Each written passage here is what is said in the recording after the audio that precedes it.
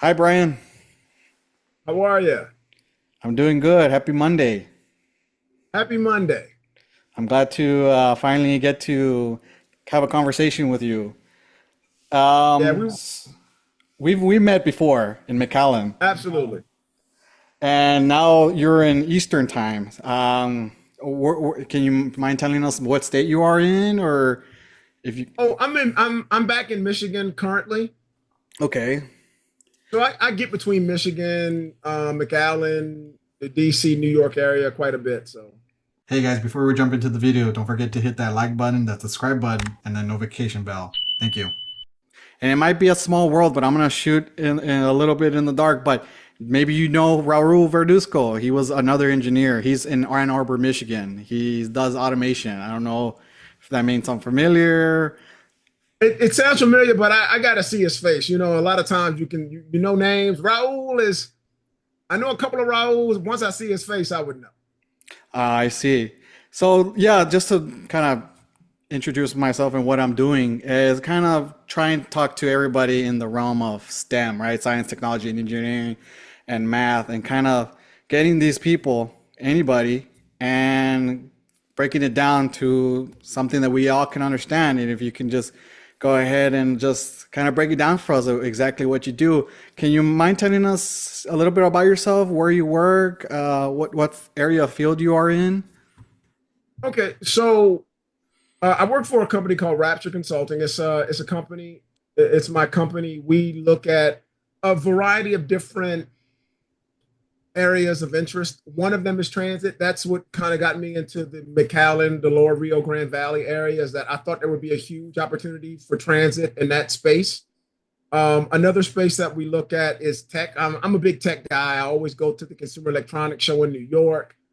This year I went to the what is it, the IO conference with Google at their headquarters up in um, Mountain View, I believe, California. So that was interesting and that was pretty good. A bunch of software guys, so they're a little, their level of knowledge is like here. Software, my level of knowledge is right about here. So it was definitely a steep learning curve for me, but definitely good to kind of see what's coming, what functionalities is going to be available from a company like Google, and then how the developers are going to kind of work with that functionality to offer new products and services to customers. So we play in my background. I spent quite a few years in the automotive industry as a powertrain engineer. I did the Super Duty truck as the powertrain program manager at Ford. I had the Nissan Murano powertrain at Nissan, of course, and then at Stellantis, I had the cooling systems for all of the U.S. production. Awesome. And just to let our viewers know, your name is Brian, and how do you pronounce your last name? Broadly? Boardley, like board and Boardley. Lee, just put them. Yep, I Oh, say Bruce Boardley. Lee breaks board, so kind of board and Lee. Awesome. And if for those of us don't know, can we start off with saying what is a powertrain? How does that what is that inside of a vehicle, right? What Okay. exactly what is it? So when you think about the powertrain, and it depends on the different companies, but fundamentally, the powertrain is anything connected from your fuel tank to your exhaust pipe. So basically, your fuel tank is where you put the liquid fuel in, and that fuel is stored in a tank underneath your vehicle. That's part of the powertrain. And then there are lines, metallic lines that take that fuel to the engine. Uh, that is what drives the engine, makes the engine rotate, and that creates the power and torque that drives the vehicle. It goes through a transmission, which smooths out the. It kind of remove when that engine is turning, there's sometimes some hesitation, some bumps. The transmission smooths all that out so you don't feel it. And it also delivers the power to the rear end, the rear wheels or the front wheels, and it drives the vehicle. And the powertrain also is when you're burning that fuel in the engine, it creates a lot of heat. So the powertrain also manages the heat. There's a radiator in the front of the vehicle, and there's a liquid coolant that goes through that radiator in the engine, and it keeps the engine at a certain temperature. And it also delivers. to the vehicle heat that comes off of the engine generating power, or it can deliver cold air, which is the compressor, or it's the AC compressor, and it's a compressed gas, and that compressed gas goes through um, a unit that air blows over, and that will give you the cold air. So the engine provides both the hot and the cold air that you use in the passenger compartment. So the powertrain is literally all that. It's the engine, it's the transmission, it's the fuel tank, and the one other part of that powertrain is the after treatment. And what happens in the after treatment is that when the engine is burning that fuel, the gas that comes out of the tailpipe, it has a lot of constituents, or it has some bad things in it. So the after treatment system, which is like a catalyst, is the gas goes through this catalyst and it reacts with certain constituents in the gas, and it actually cleans that gas up. So what comes out of the tailpipe is more environmentally friendly than what's coming out of the engine. So when you think about a powertrain, it's anything that includes the fuel tank, the engine, the transmission, the after treatment, the AC and heating units, as well as the drivetrain, which is anything connecting to the wheels and the axles. And that's something that's very interesting, right? When we're talking about powertrain, but obviously you can't be everywhere at once. But do you ever, in your mind as an engineer, look at how much of reading do you do when you hear all about all these recalls of, and not a specific model, make or model, but I don't want to oust anybody, but what do you see? Are we kind of? I hear it, right? Recalls. This car is being recalled. This truck has been recalled. In your perspective, is there something we're doing wrong? Well, I hear it almost every month. Something's happening as far as recalls. Is there something we need to do better? Is there a reason why we get so many recalls on some of these makes and models? So there are a number of factors that go into a recall. And when you look at anytime you have a problem, a recall is just when you get a recall issue, it means the problem was big enough to where now the federal government is in and saying, hey, this problem seems to be kind of widespread.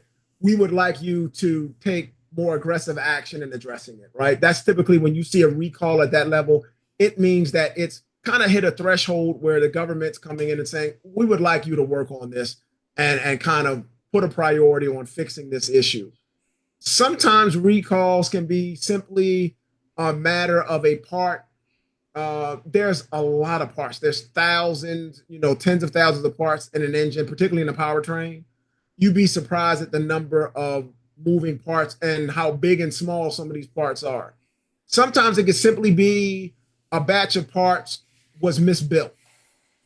Maybe something happened in the production process and they just had a process that went, we call it out of control, where these parts coming off of the line or out of this assembly process were not within the specification. So they could fail earlier than anticipated.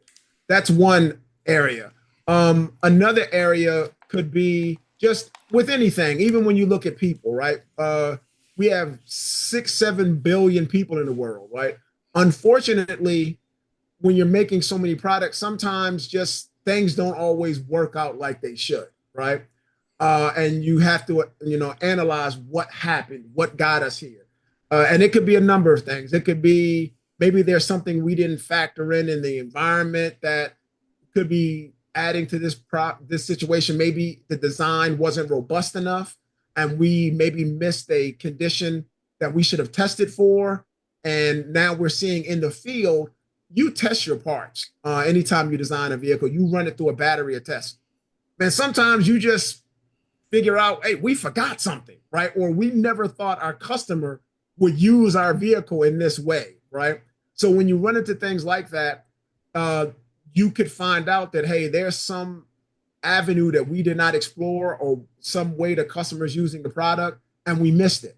So now we're seeing higher levels of failure than we anticipated. So that could drive a recall. And again, sometimes it could just be something about the design was just not right. And I think what you're seeing now is there's so much new technology that's being adopted.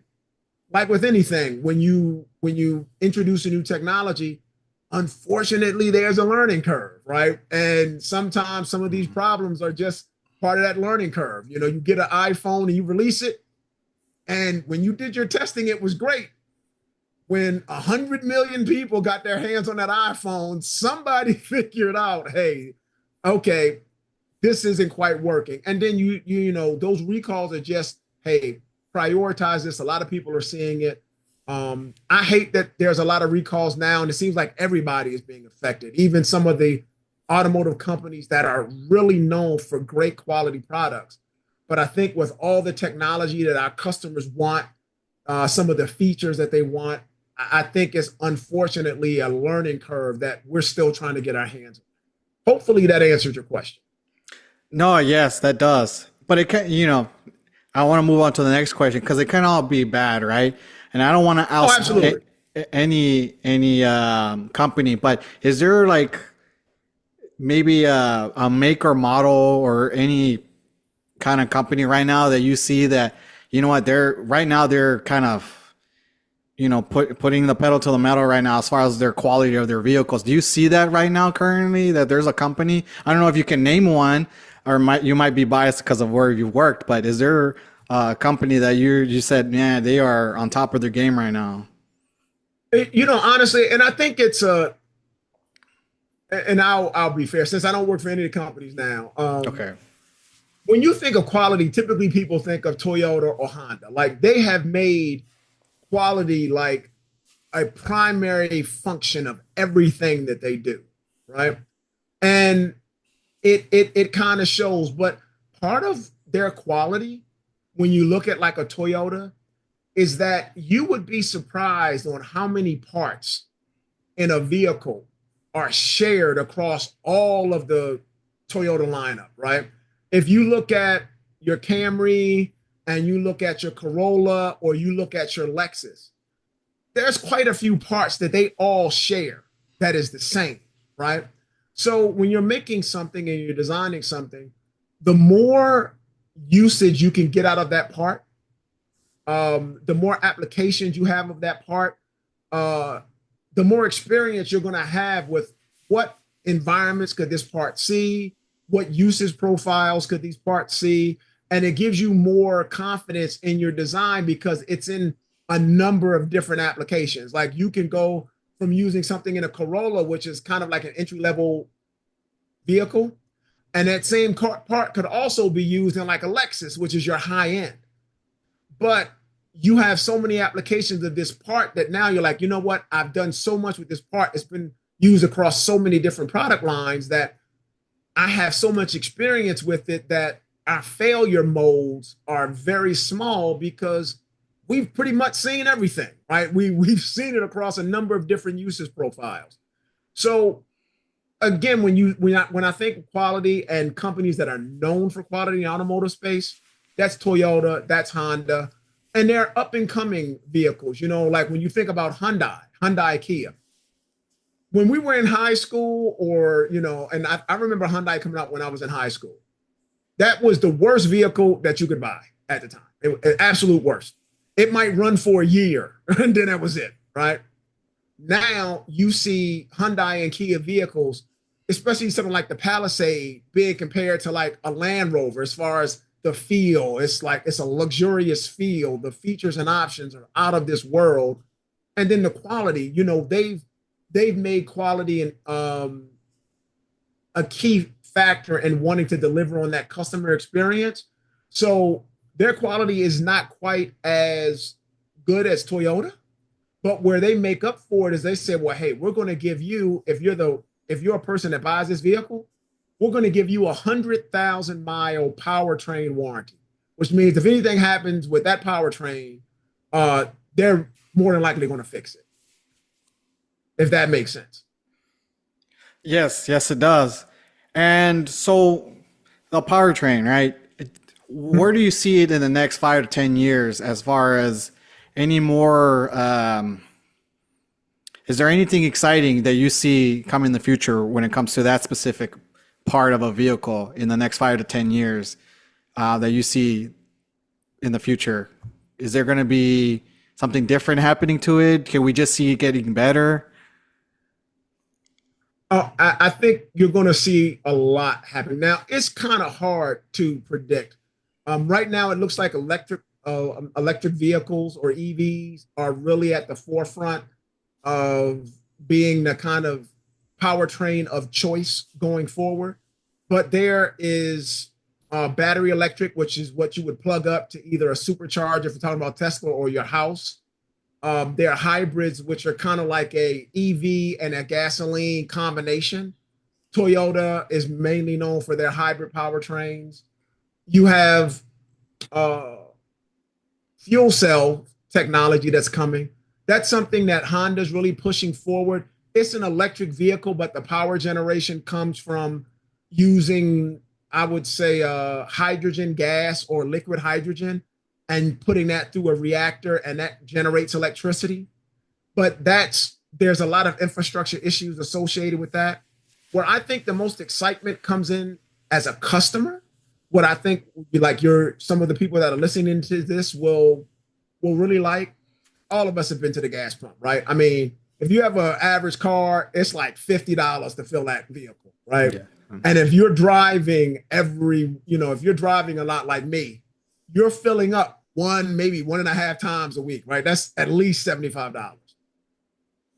As electric vehicles get better battery and they get, maybe instead of now, it's about 250 miles on the average EV to maybe where it gets to 300 or 400 miles of usable battery and the price comes down. I think it's going to be different now when you no longer have to go to the gas station. You can drive your car around all day. You can come home and you can plug your car up. And while you're sleeping, your car will have a full tank of gas when you wake up, even if you're at almost zero, right? Those are the things that I think will be exciting for customers because now the price will go down. Instead of paying $50 if you have a sedan, maybe even upwards of $80 if you have a big SUV. If you look at the same application on a electric vehicle, you're looking at a cost of anywhere from a sedan, maybe $12 to $16 a fill up, to maybe 20 to 24 a fill up on a bigger SUV, right? And that's a huge price savings, right? So now that's a big chunk of what you used to have to take out of your check to pay for fuel. Well, now you're just using electricity, which is a lot cheaper. Unfortunately, in order to get those vehicles now, the cost of getting into the vehicle is a lot more expensive, right? So once the price of the electric vehicles comes down and the battery technology gets better, you can charge a vehicle faster. It doesn't take now, average Tesla is about 30 to 45 minutes if you're on a supercharger and you're about 0 to about 80%. If you're at home, it's about 8 hours. And that's with a level 2 charger in your home. And for those of you who are not familiar with the different levels, if you were to take your electric vehicle and you were to plug it up into a wall outlet, like what you plug your iPhone into, a 120 volt outlet, it will probably take you about 24 to 30 hours to charge a Tesla in that outlet. If you take the same vehicle and you plug that into an outlet, now, for those of you who are familiar with your appliances, some of your appliances, like your stove, could be electric, and your dryer could be electric or gas. If you have an electric stove or a gas range, or an electric range, my apologies, they use an either 3-prong or 4-prong plug. It's a much larger plug. It's a special socket. If you have one of those in your home, you could plug your EV into that same socket and it will basically be a level 2 charger. So what that would mean is if you have a plug like that in your home or you get an electrician to put one in your garage, plugging your Tesla into a regular iPhone type of plug, you typically get about 3 miles per hour that you're plugged up to that outlet, okay? If you plug the same vehicle into a 240 volt dryer plug, which is that 3 or 4 prong plug, you can get anywhere from 33 to 44 miles per hour of range on that same vehicle. So that's a huge difference, right? Yes.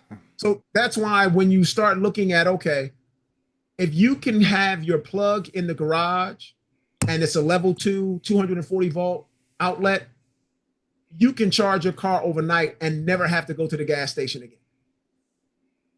If you're just doing basic driving. And I think that'll be the game changer for a lot of people. It will really bring the cost of ownership down. And then Yeah. also electric vehicles don't need oil changes, right? They don't. You don't have all these fluids.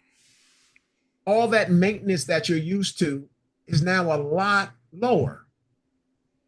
However, there are some downsides to the electric vehicle.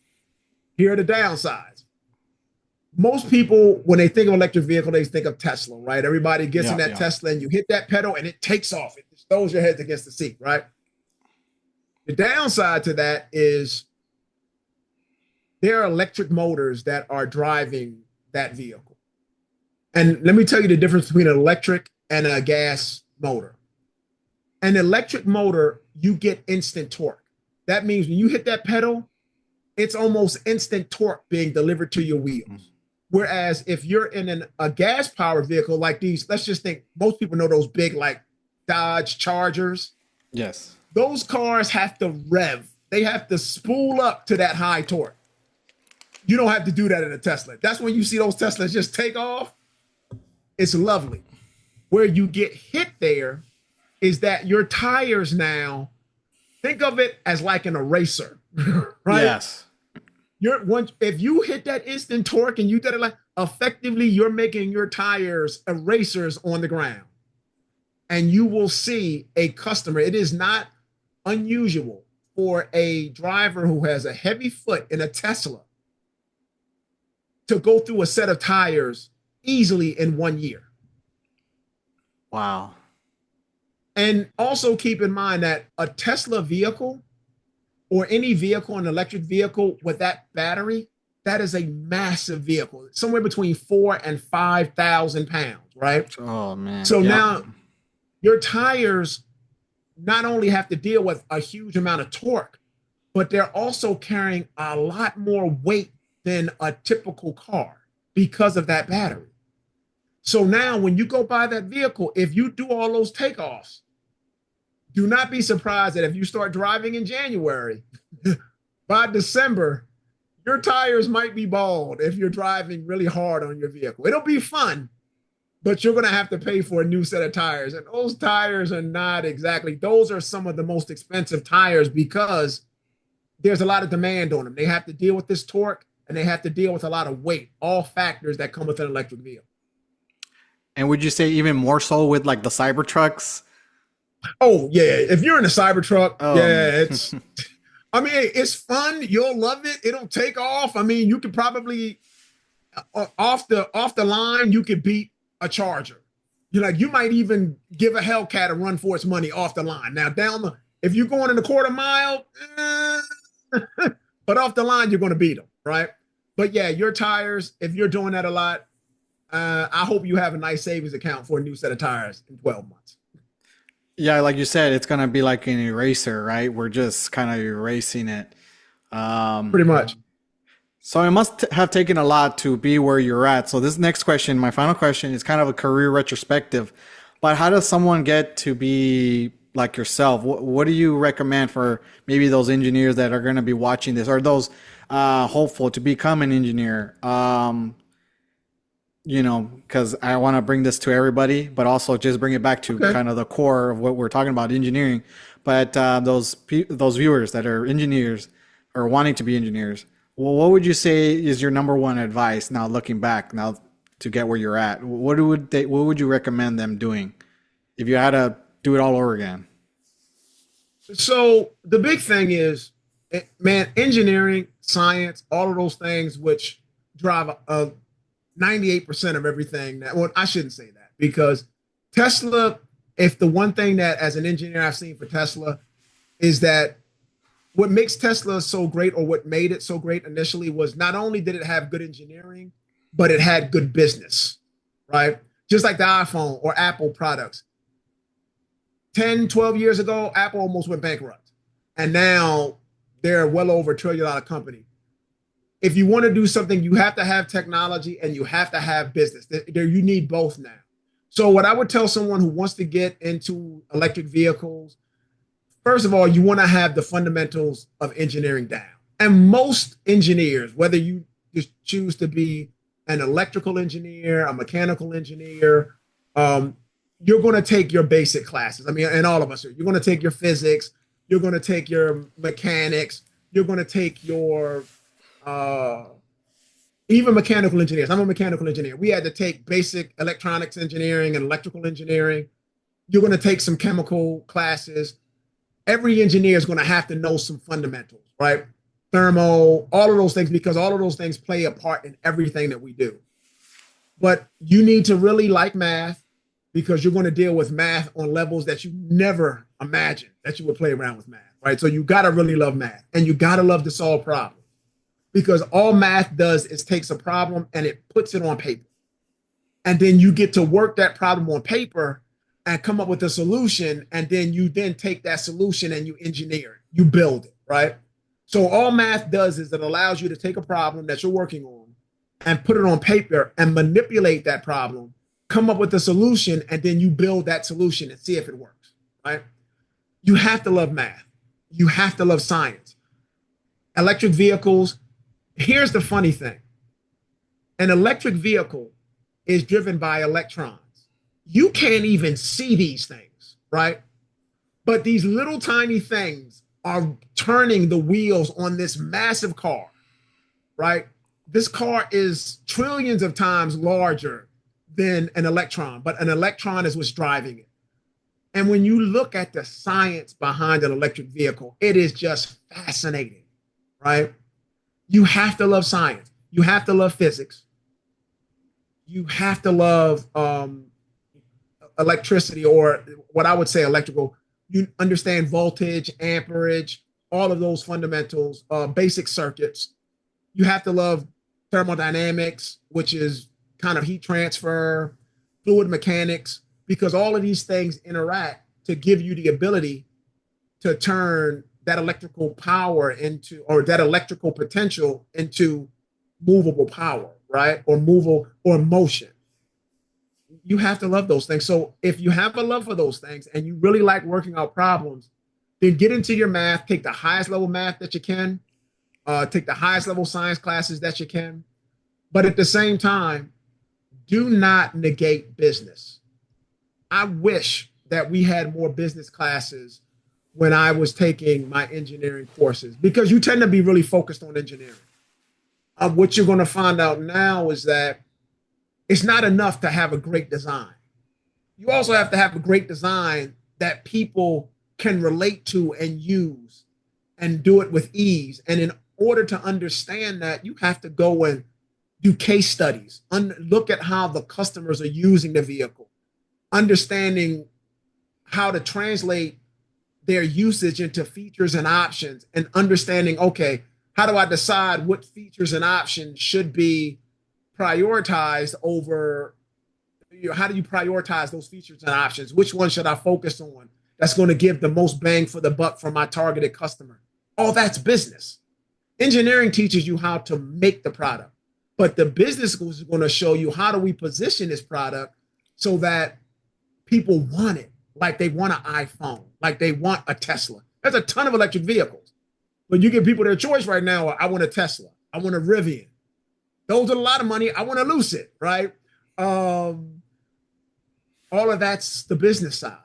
And now when you look at the competition that you're going to be facing, when you're looking at your peers, they're going to have to know the technical side and the business side, because your teams now are going to be teams of engineers and business people working together to deliver that final product. You can't have one or the other. And in a perfect example, Steve Jobs did not invent the Apple computer. Wozniak invented the Apple computer. but everybody knows Steve Jobs, right? Yes. He had the business side. Wozniak had the technical side, right? But it was taking that business and technical and bringing them together. That's what Steve Jobs did. That's what Henry Ford did when it came to the vehicle. Not only did he have a good product, but he also figured out I need to mass produce this to bring the price down. So he invented the assembly line. Now everyone uses it, right? Mm-hmm. Elon Musk, when you look at the electric vehicle, guys, electric vehicles have been around since the early 1900s. Do not believe that it is a new thing, right? They were doing electric vehicles at the time of Henry Ford. However, when you look at Elon and him saying, okay, if I'm gonna make this vehicle, I need to build out the infrastructure so that people don't have to worry about charging their vehicles if they're far from home. Most people, when they think about getting an electric vehicle, want a Tesla because of the supercharger network that's all across the country. So you really got to focus on both business and engineering if you want to be successful in the tech space. Everybody's demonstrated it. Apple has demonstrated it. Tesla has demonstrated it. Ford has demonstrated it.